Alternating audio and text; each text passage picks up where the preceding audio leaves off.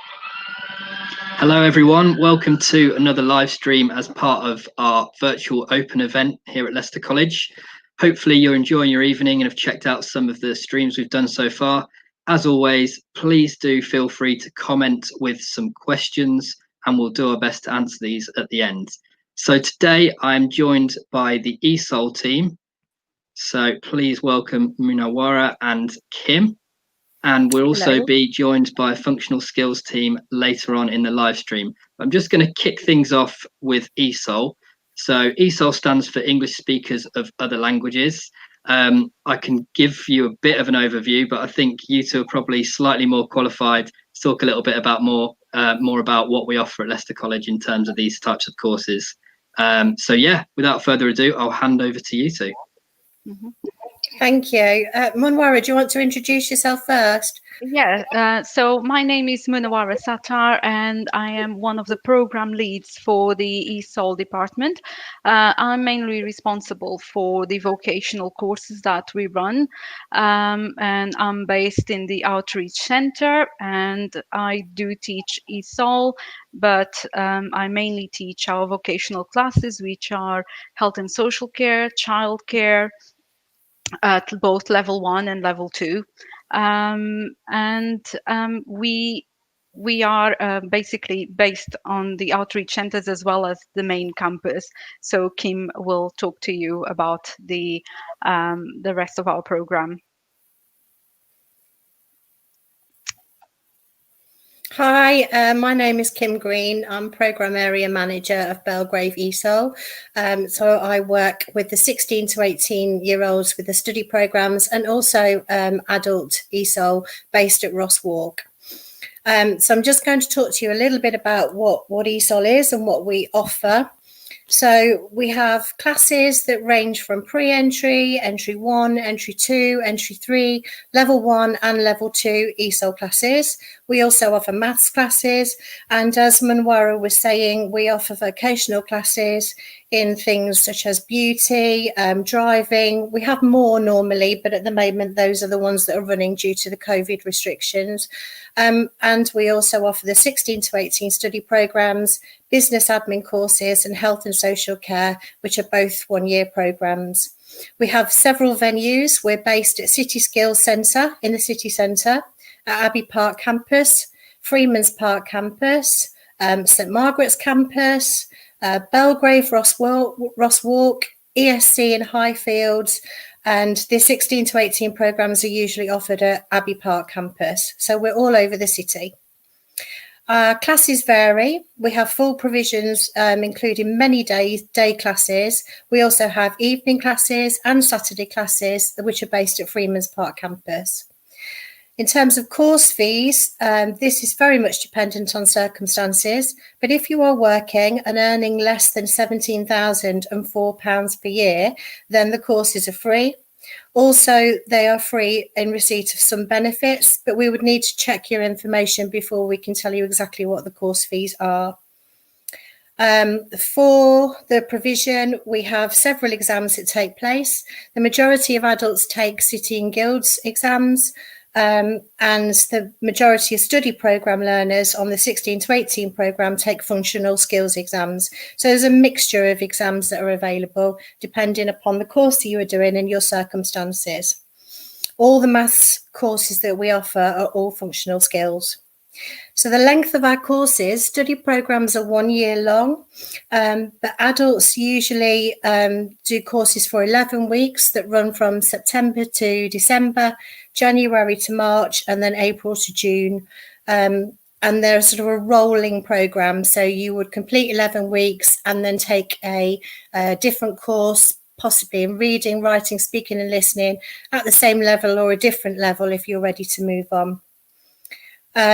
When students finish our courses, they often move to higher level courses within ESOL, or they apply to other courses within the college or elsewhere.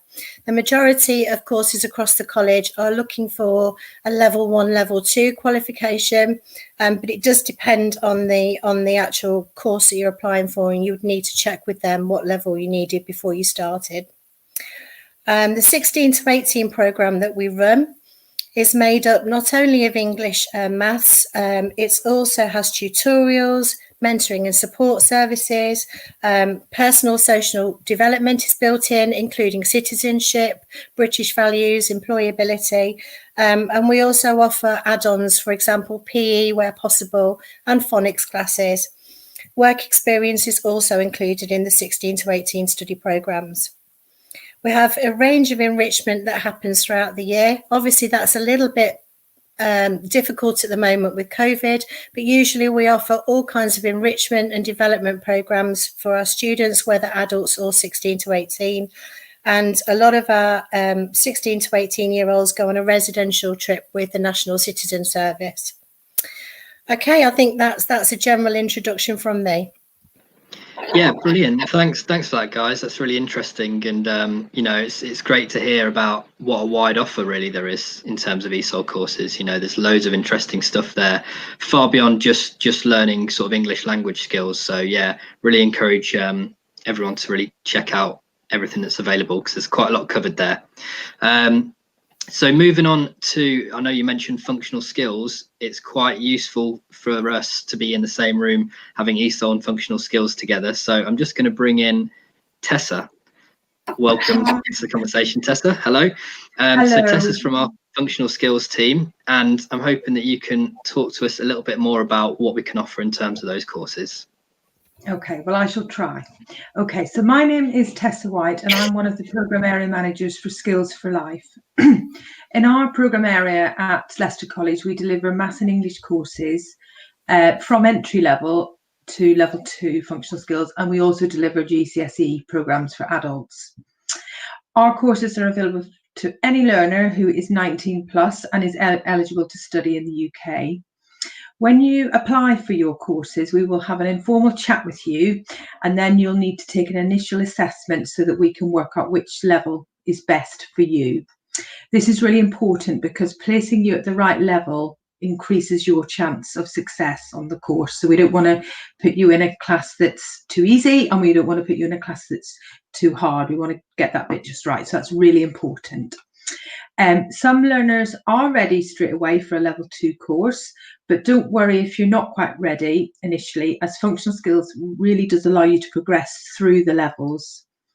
And again, we will advise you once you've completed your initial assessment, which course is the best for you to start on.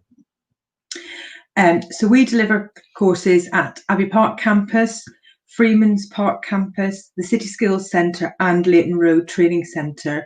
We also deliver at some outreach centres, and that they will be starting up again sort of either just before Christmas or just after Christmas.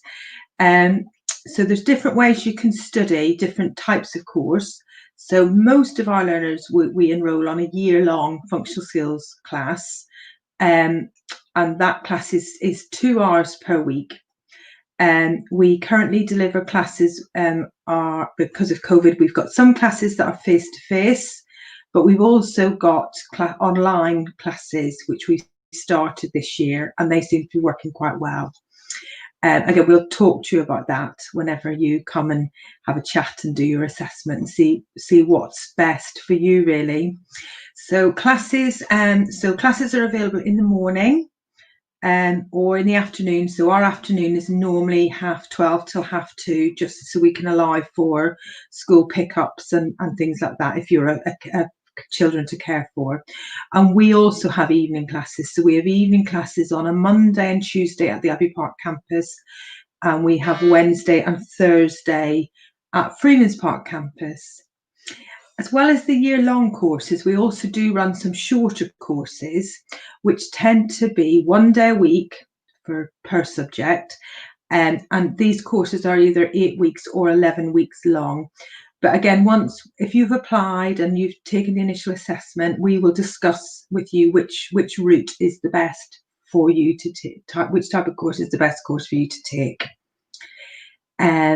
So we enrol all the way through the academic year up until about sort of Easter, and then we do have some short courses in the summer holidays as well.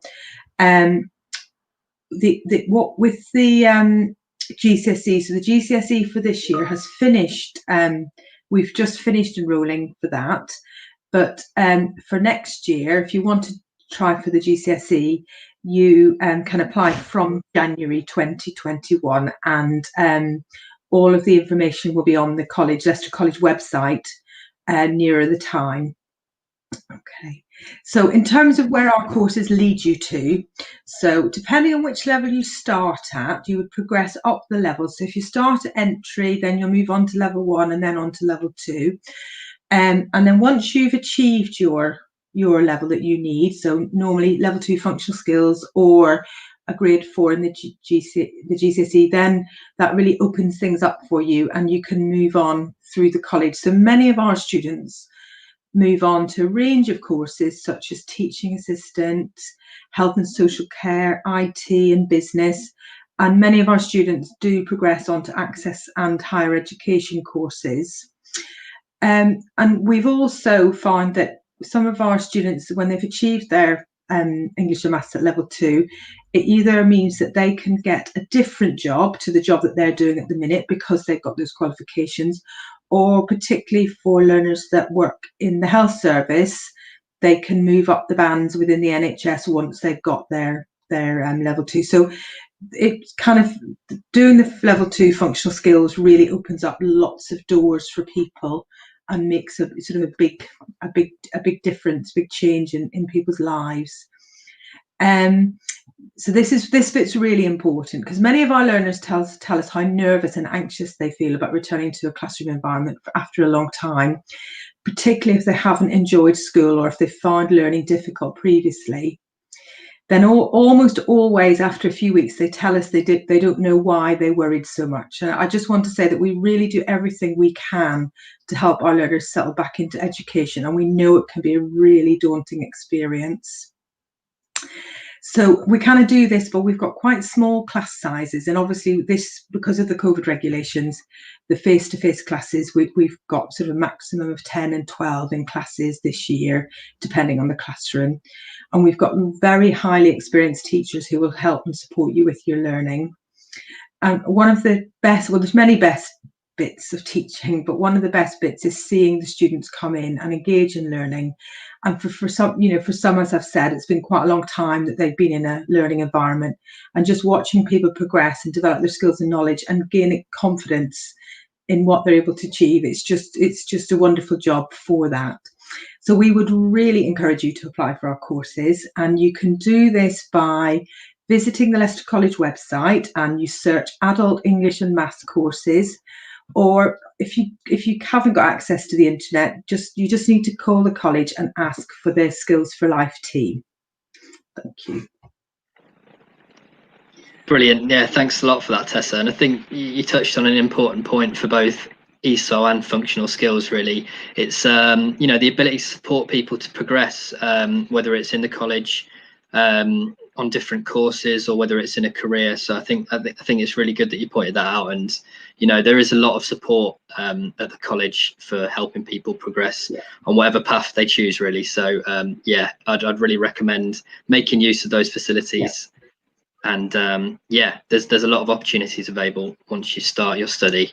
Thank you very much for that. We're going to run through a few sort of frequently asked questions. These are mainly ESOL related, but I will probably try and get your opinion on some of these as well, Tessa. And also I will encourage anyone who's watching, if you've got any specific questions about what we've covered today, please do drop a question in the comments, or you can get in touch with us on info@leicestercollege.ac.uk, or you can ring the college, as Tessa said, or go on our website for more information and check out the courses available. Okay, so one question that comes up quite a lot about ESOL is, how long will I be studying before you can pursue a course? Who wants to take that one? Kim? Yeah, 1 second, just unmute you there. Okay, so how long will you be studying ESOL? Well, it really depends on what level that you start. So if you're starting on a pre-entry course, then it would take you longer than it would if you started on level 1.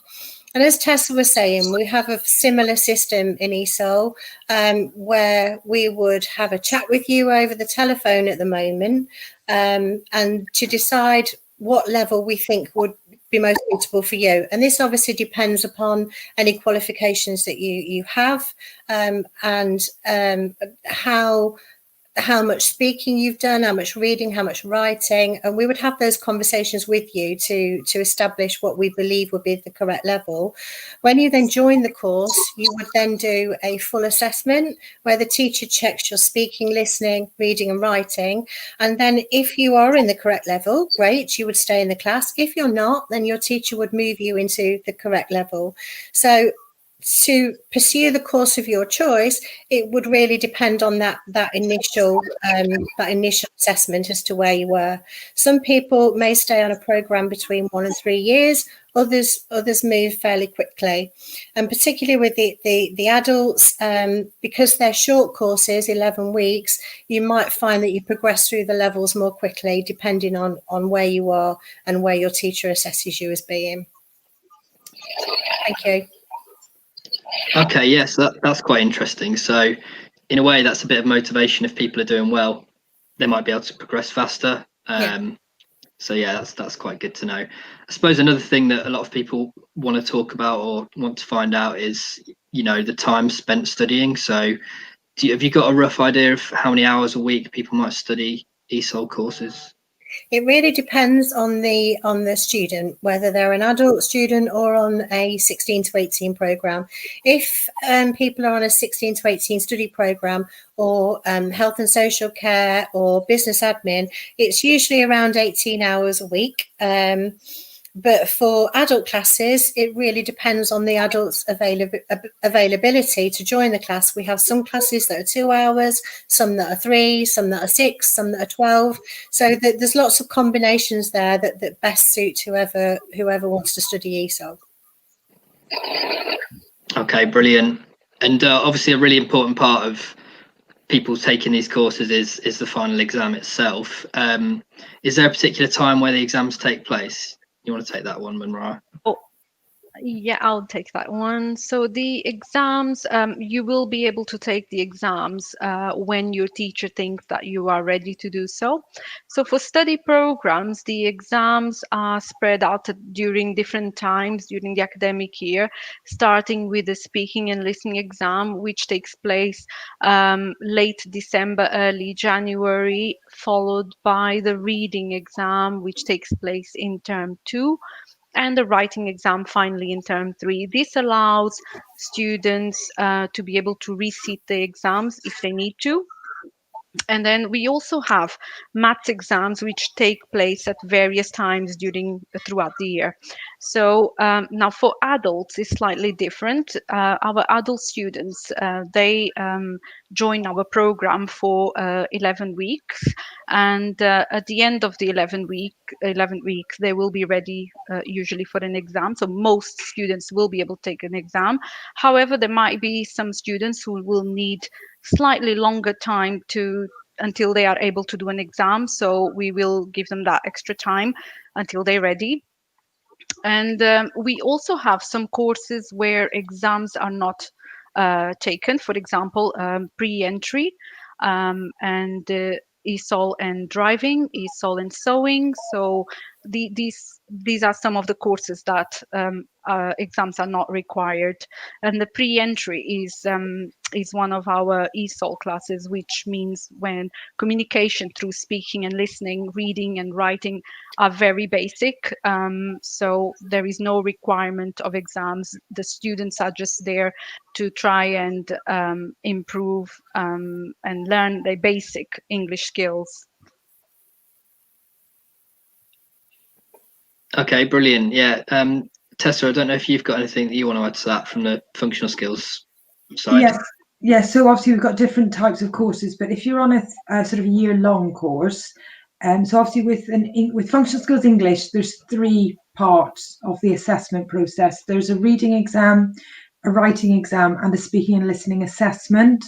So the speaking and listening is assessed by your tutor, and the reading and the writing are external exams at level 1 and level 2. If you're doing an entry course, the tutor does all of the assessment. So we generally do an exam in March, which is normally the reading exam. Then we will do the writing exam in June, and the teacher will do the speaking and listening probably before Easter term. That's when it normally happens. With the maths, it's slightly different because there's just one exam, and normally most maths students on a year-long course will do their exam in June.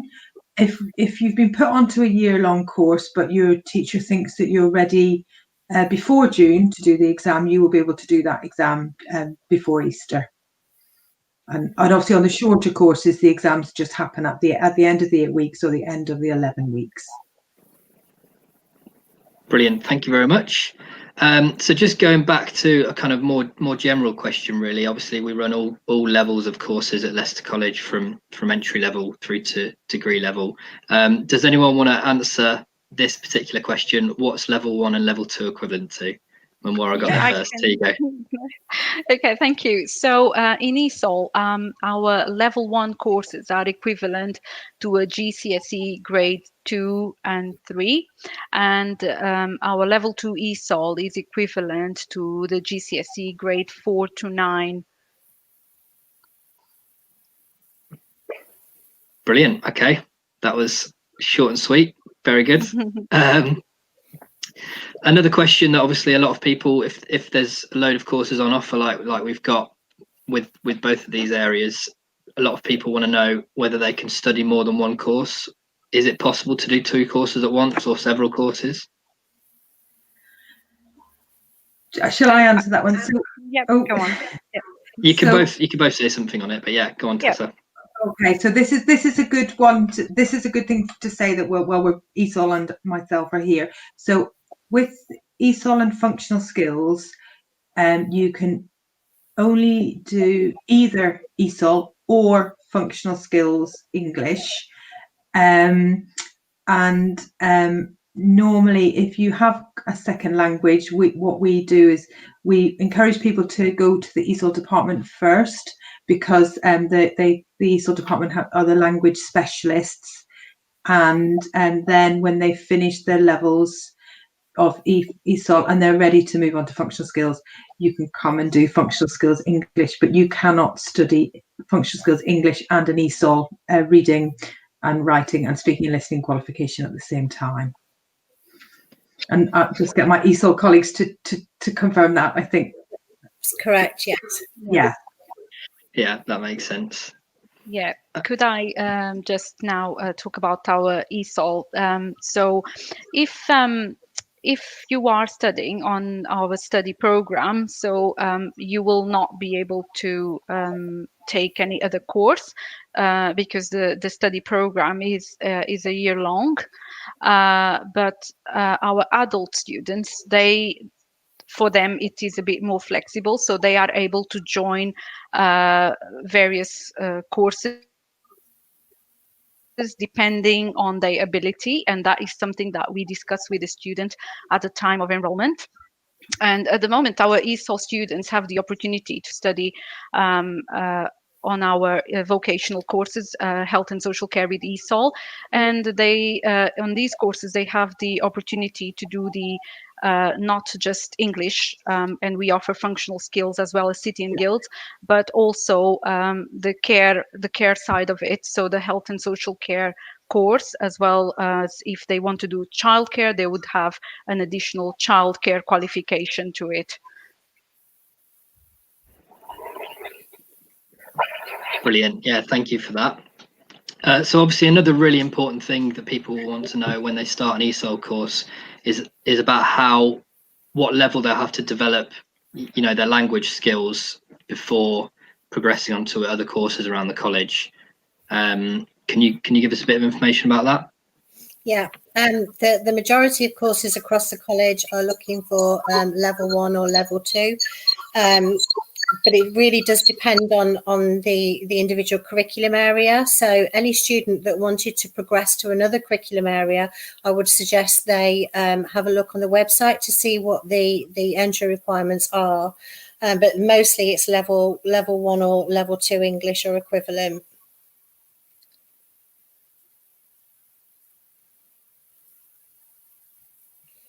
Nick, you're on mute.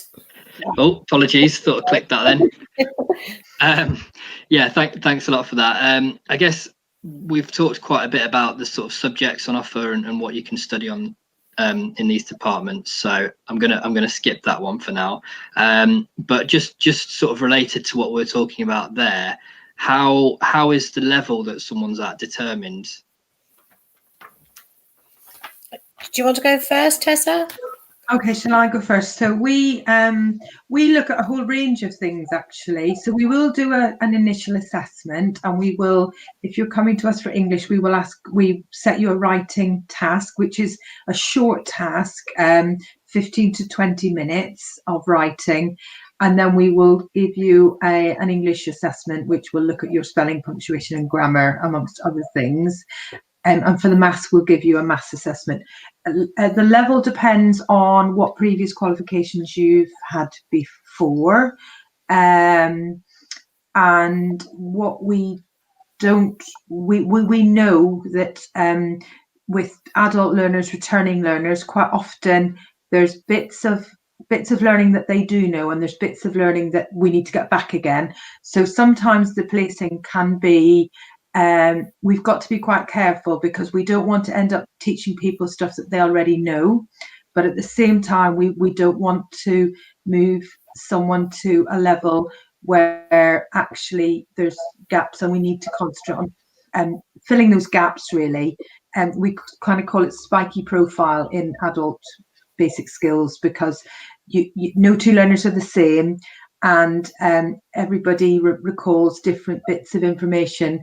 So all those things that they think they haven't learned at school, or just because they haven't got a piece of paper to prove a level when they were at school, quite often a lot of that learning is in there, and for us it's just unpicking it out. So we're very careful about initial assessment, because we don't want to hold people back, but we don't want to put people into too high a level, and then it can actually take longer to get where you want to go to. Yeah, absolutely. That seems sensible. And I know, Manwara and Kim, I know you talked about it being quite individual in ESOL, how you decide people's levels. Have you got anything more to kind of add to that in terms of assessment? Or I think the similar, it's very similar. The process that happens in ESOL is very much the same as in the functional skills. We would initially start with a spoken assessment to place you in a class, and then we would actually do those full assessments in class and move students accordingly. But obviously looking at previous qualifications. yeah, fair enough. Well, we're coming towards the end of the stream, so I've only got a couple of questions left, but the last couple are really sort of tied in with each other. So really important thing for people looking to study at the college is obviously the financial costs involved. So for ESOL and functional skills, what would we have to consider? Do we have to pay for these courses? And if so, what are the costs? Shall I go first, because mine's very straightforward? So go for it, Tessa. If you don't already have a GCSE or an O-level or a functional skills or a key skills qualification at level 2, and you are eligible to study in the UK, our courses are free. There's no cost. Brilliant. That's what a lot of people would like to hear. I'm afraid ours isn't quite so simple. As I mentioned earlier, it really does depend on somebody's circumstances. So if somebody's working and earning less than £17,004 a year, the courses are free. They're also free for people in receipt of certain benefits. I'm afraid there's far too many to mention here what all the different permutations are. But when somebody applies online, they need to provide the proof of their benefits, their working documents, and then our assessors can have a look at it and make the decision whether or not fees are required. And we would of course then let the student know. Brilliant. Yeah, thanks for that. I think there's a bit more about financial options available on our website as well. So please do visit Leicester College website for more information about all of this. That pretty much brings us to the end of the presentation today, guys. So I just want to say a big thanks for joining us, and thanks to everyone who tuned in. As I've said throughout the broadcast, we're doing live streams later into the evening tonight, and the virtual open event will be continuing tomorrow and Thursday as well. So make sure you check out the website to find out the other streams that are going on. And if you want to know more about ESOL and functional skills, please go to the Leicester College website. Thanks a lot for joining us today, guys. And I'll see you all soon. Thank you.